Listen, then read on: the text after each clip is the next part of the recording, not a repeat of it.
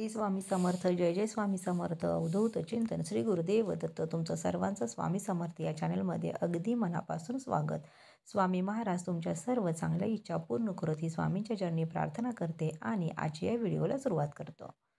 आता मार्गशीर्ष महिन्यातलं गुरुवाराचं व्रत सर्वांना ही उत्सुकता असते. दिवाळी झालं की आपली पुढची सेवा म्हणजे मार्गशीर्ष गुरुवारची सेवा.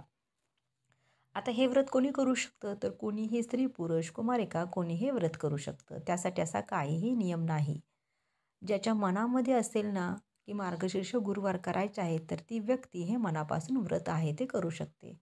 आता मार्गशीर्ष महिना म्हणजेच मार्गशीर्ष 2024 हा कधीपासून सुरू होतोय, तर त्यानंतर पहिला गुरुवार कोणत्या दिवशी आहे, किती गुरुवार आहे, त्यानंतर मार्गशीर्ष गुरुवाराची पूजा कशी करायची किंवा पूजेची सांगता म्हणजे उत्तरपूजा कशी करायची, व्रताचं उद्यापन कसं करायचं, व्रताचं नियम काय आहेत, ही सगळी अगदी माहिती हे थोडक्यामध्ये मी आज तुम्हाला या व्हिडिओमध्ये देणार आहे. त्यामुळं तुम्ही व्हिडिओ हा स्किप न करता शेवटपर्यंत बघा, त्याचा तुम्हाला खूप फायदा होईल. आणि जर तुम्ही चॅनलवरती जर नवीन असाल तर चॅनलला सबस्क्राईब करा, व्हिडिओला लाईक करा, कमेंट बॉक्समध्ये श्री स्वामी समर्थ ओम महालक्ष्मी नमः नक्की लिहा. आता सगळ्यात पहिल्यांदा बघा, मार्गशीर्ष गुरुवाराचं व्रत केल्यामुळं काय लाभ होतो, तर बघा म्हणजे आपल्या बऱ्याचशा आई असेल, मावशी असेल, आजी असेल, ह्या आधीपासूनच व्रत करत आहेत. म्हणजेच काय, तर आपण कुठून तरी ऐकतो पण त्याची आपल्याला पूर्ण माहिती नसते. त्यामुळं मी तुम्हाला सांगते बघा, लक्ष्मी मातेची कृपा आपल्याला लाभावी, तिनं आपल्या घरामध्ये वास करावा, आपला संसार सुख समाधानाने चालावा, आपल्याला आयुष्यामध्ये कोणत्याही गोष्टींची कमतरता भासू नये, आपल्या जीवनात अडचणी येऊ नयेत, म्हणून मार्गशीर्ष महिन्यातलं गुरुवाराचं व्रत केलं जातं. जे अगदी मनोभावे साध्या सोप्या पद्धतीनं हे व्रत केलं जातं. या व्रताचं फळ नक्की मिळतं. खूप जणांचा अनुभव आहे. तुमच्या आयुष्यामध्ये कुठल्याही प्रकारचं काहीही संकट, दुःख असतील, नोकरी मिळत नाही, मूलबाळ होत नाही, कर्जाचा डोंगर आहे, घरामधले वाद असतील, भांडणं असतील, सततचे आजारपण असेल, तर ते निघून जाण्यासाठी तुम्हाला मार्गशीर्ष गुरुवाराचं व्रत जे आहे तर ते करायचं आहे. आता या व्रताची जी सुरुवात आहे तर ती मार्गशीर्ष महिन्यातल्या पहिल्या गुरुवारी व उद्यापन शेवटच्या गुरुवारी केलं जातं. समजा मार्गशीर्ष महिन्यामध्ये जर तुम्हाला जमलं नाही, तर कोणत्याही महिन्यातल्या गुरुवारापासून तुम्ही हे व्रत करू शकता आणि शेवटच्या गुरुवारी त्याची सांगता करू शकता. म्हणजे मराठी महिने म्हणजेच कुठले असतील, तर बघा, तर आपला आता कार्तिक महिना चालू आहे. म्हणजे समजा तुम्हाला मार्गशीर्ष महिन्यामध्ये जमलं नाही, तर त्याच्यानंतर तुम्ही पौष महिन्यामधला गुरुवार सुरुवात करून शेवटच्या गुरुवारी उद्यापन करू शकता. म्हणजे मराठी महिन्याच्या सुरुवातीच्या गुरुवारपासून व्रत करून शेवटच्या गुरुवारी तुम्ही उद्यापन करू शकता. आता याच्यानंतर बघा, म्हणजे जेव्हा गुरुवारी व्रत सुरू करून त्याची जी सांगता आहे किंवा उद्यापन जे आहे तर ते शेवटच्या गुरुवारीच करायचे असते. आता काही महिला किंवा पुरुषांना तर माहिती आहे किंवा पूर्ण वर्षभर दर गुरुवारी हे व्रत करतात. अगदी सोप्या पद्धतीनं, साध्या पद्धतीने हे व्रत करतात. हा ग्रंथ तुम्हाला सुद्धा माहीत असेल. लक्ष्मी महात्म्याचा ग्रंथ मिळतो किंवा छोटंसं पुस्तक मिळतं. हे बऱ्याचशा महिलांना देखील माहीत आहे.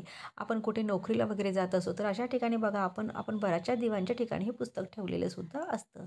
आता काय, तर आपल्याला माहीत नसेल, तर ती सर्व माहिती ही याच्यामध्ये देणार आहे. तर मार्गशीर्ष महिन्यातल्या माता लक्ष्मीच्या व्रताचे नियम काय आहे, तर बघा, मार्गशीर्ष महिना हा कधीपासून सुरू होतो, तर कार्तिक महिना तर 30 नोव्हेंबरला शनिवारी अमावस्या सुरू होते आणि 10:30 वाजता आणि 1 डिसेंबरला अमावस्या समाप्ती आहे. म्हणजेच काय, तर कार्तिक महिना संपतो अमावस्येला आणि मराठी महिना संपत असतो. म्हणजेच काय, आपल्या सगळ्यांना माहिती आहे की कार्तिक महिना संपल्यानंतर 2 डिसेंबरला सोमवारी मार्गशीर्ष महिना सुरू होतोय. आता त्या दिवसापासून म्हणजे चंपाषष्ठी, ज्याला आपण खंडोबांचं नवरात्र सुरू होतं ते पण सुरू होतं. तर तुम्हाला 2 डिसेंबरपासून मार्गशीर्ष महिना सुरू होतो. तर पहिला गुरुवार आहे 5 डिसेंबर 2024, दुसरा आहे 12 डिसेंबर 2024, तिसरा आहे 19 डिसेंबर 2024 आणि चौथा मार्गशीर्ष गुरुवार आहे 26 डिसेंबर 2024. म्हणजेच काय, तुम्हाला 2 डिसेंबर नंतरचा गुरुवारी हे व्रत सुरू करायचं आहे आणि ज्याला आपण म्हणतो की 26 डिसेंबरला या व्रताचं आपल्याला उद्यापन करायचं आहे, व्रताची सांगता करायची आहे. आता सगळी जी माहिती आहे तर ती मी देणार आहे. बघा, 4ही गुरुवार आपल्याला पूजेची मांडणी करायची असते, व्रत करायचं असतं, कथा वाचायची असते, उपवास करायचा असतो, काही नियमांचं पालन करायचं असतं. तर यावर्षी आपल्याला 2024मध्ये मार्गशीर्ष महिना आहे आणि आपल्याला या 4 मार्गशीर्ष गुरुवारी यावर्षी करायचं आहे. आता यावर्षी खरं तर 4च आहेत, काही वर्षी 5 सुद्धा येतात बघा. आता व्रताचे नियम काय आहेत, तर हे जाणून घेणंही तितकंच महत्त्वाचं आहे. म्हणजे काय, कोणतंही व्रत जर मनापासून करायचं असेल तर नियमांचं पालन करा. घरातले करतच असतात, पण आपल्याला सुद्धा किंवा स्त्रियांना सुद्धा काही गोष्टी कराव्या लागतात. मग आपण ते स्वतः नियम पाळायला लागतात. व्रत करणाऱ्यांनी सकाळी गुरुवारी लवकर उठायचं आहे. अगदी 9-10 वाजता मस्त आराममध्ये उठून, अंघोळ करून नंतर मग कथा वाचायला असं अजिबात करू नका. तरी व्रत करताय ना, तर त्यासाठी लवकर उठायचं आहे. अंघोळ घाला, म्हणजे अंघोळ करा. अंघोळ झाल्यानंतर घरामध्ये सर्व ठिकाणी किंवा घरामध्ये गोमूत्र शिंपडा. त्यामुळं घराची शुद्धी होते. नित्यनेमाने सगळे पहिले देवपूजा करा. दिवसभर आपल्याला उपवास करायचा आहे. उपवासाला शक्यतो दूध, केळी किंवा फलाहार करायचा असतो. तिखट शक्यतो या उपवासाला खात नाहीत. काही स्त्रिया किंवा काही पुरुष जे त्यांच्या त्यांच्या भागानुसार किंवा त्यांच्या त्यांच्या मतानुसार नियम फिरवत असतात. पण हे व्रताचे नियम आहेत बघा. म्हणजेच काय, तर शक्यतो या मार्गशीर्ष गुरुवारच्या व्रताला गोड खाऊनच उपवास केला जातो. राजिराचे लाडू तुम्ही खाऊ शकता किंवा गोड कोणताही पदार्थ खाऊ शकता. उपवासाचा पदार्थ हा खाऊ शकतो. या दिवशी संपूर्ण दिवसभर आपल्याला व्रत करायचं आहे आणि संध्याकाळी आपल्याला उपवास सोडायचा आहे. आता या व्रतामध्ये पहिला गुरुवार झाला आणि मध्येच समजा जर काही अडचण आली, म्हणजे अडचणी कशाची असू शकतं, म्हणजे आजारी पडली म्हणून असेल किंवा मासिक धर्म आला असेल म्हणून असेल, कोणतंही असेल, तर त्यावेळेस तुम्ही काय करू शकता, तर दुसऱ्या कोणाकडं तुम्ही पूजा करून घेऊ शकता, आरती करून घ्या. तुम्ही फक्त उपवास करा आणि कथा वगैरे आहे, तर हे तुम्ही यूट्यूबला लावून ऐकू शकता. ग्रंथांना वगैरे हात लावू नका किंवा पूजेच्या ठिकाणी हात लावू नका. पूजा इतरांनी कोणीतरी घरातल्यांनी मांडली, शेजारच्यांनी कोणी मांडून दिली तरीसुद्धा चालेल. तुम्ही मनाने त्या दिवशी व्रत करा, म्हणजे उपवास करा. उपवास तसाच तुम्ही दर गुरुवारी करा, तसाच करा. त्याच्यानंतर तुम्हाला बाकीच्या गोष्टी, स्तोत्र, मंत्र जे काही तुम्हाला सांगणार आहे ते तुम्ही मोबाईलवर ऐकू शकता. आता समजा एकादशी असेल किंवा शिवरात्र असेल किंवा अन्य काही उपवास असेल आणि त्या दिवशी गुरुवारच्या दिवशी तो जर आला, तर त्या दिवशी फक्त पूजा आणि आरती करायची, गाणी वाचायची किंवा ऐकायची. असं तुम्ही नॉर्मल करताय तसं तुम्ही करू शकता. आता बघा, याची जी व्रतकथा वाचायची असते किंवा पूजा वगैरे आपण जी करायची असते, तर हे ऐकण्यासाठी तुम्ही शेजार-पाजारच्यांना सुद्धा कुणालाही बोलवू शकता. असं काही लपून-छपून करावं असं काही नाही आहे. म्हणजे काय, तर ही जर सेवा केली तर त्याचं आपल्याला सुद्धा पुण्य मिळत असतं. यानंतर संध्याकाळी जमल्यास तुम्ही गायीची पूजा करा. तुम्ही खेडेगावात असेल तर गाय तुम्हाला मिळून जाईल. जर शहरात असेल तर तुम्हाला मिळणार नाही. मग समजा तुमच्याकडं गाय खरी-खुरी जर मिळत असेल तर तुम्ही गाय वासरूची जी काही मूर्ती असेल, मग पितळेची असेल किंवा मातीची असेल तर त्याची पूजा करा. त्याच्यानंतर नैवेद्य दाखवा आणि शेवटच्या गुरुवारी तुम्हाला उद्यापन करायचं आहे. आता बघा, कहाणी वाचा. कहाणी वाचल्यानंतर 7 सवाष्ण महिलांना किंवा 7 कुमारिकांना तुम्हाला हळद-कुंकू द्यायचं आहे. त्यावेळी 1-1 केळी द्यायची आहे आणि त्यांना त्या व्रतकथेची एक-एक प्रत द्यायची आहे. अगदी 5 ते 6 रुपयांचा हा ग्रंथ आहे. अगदी सोपं उद्यापन आहे. स्त्रियांना तुम्हाला घरी बोलवायचं आहे. त्याच्यानंतर स्त्रियांना हळदी-कुंकू द्यायचं आहे, 1 केळ द्यायचं आहे आणि तुम्ही जमल्यास त्यांना दूध द्या आणि त्याच्यानंतर त्यांना तो एक-एक जो काही ग्रंथ आहे, हा ग्रंथही तुम्हाला द्यायचा आहे. शक्य असल्यास ब्राह्मणाला शिधा द्या, वस्त्र द्या. गरजूंना काहीतरी तुम्ही या दिवशी अन्नदान वगैरे पण करू शकता. शुभ दिवशी तर तुम्ही कसं पण उद्यापन केलं, कुठल्या पण तर या व्रताचं नक्की गरजूंना दान करत जा, म्हणजे त्या व्रताचं फळ मिळतं. ब्राह्मणांना शिधा तुम्हाला जमल्यास द्या.